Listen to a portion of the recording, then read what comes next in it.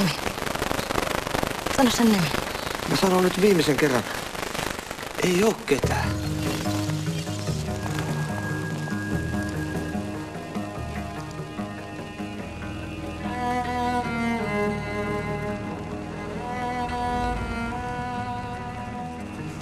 Mä olen Tuuli.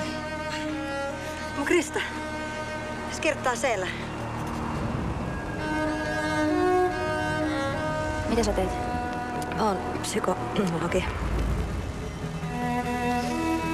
Miten kauan te ootte seurustellut? Vajaa vuoden. Muuta pois täältä. Siis miksi?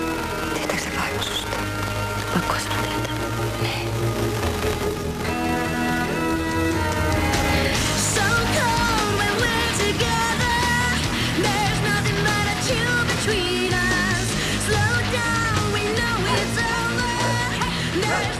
Onks susta niinku parempi kolata vuosikausia joku etäihastuksen perään, koetta panna joskus hiukan?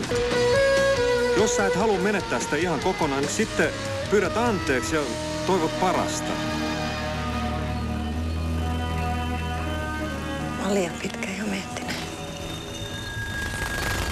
Miten mä tapan mun ex-miehen näköisen. Minne mulla on menossa?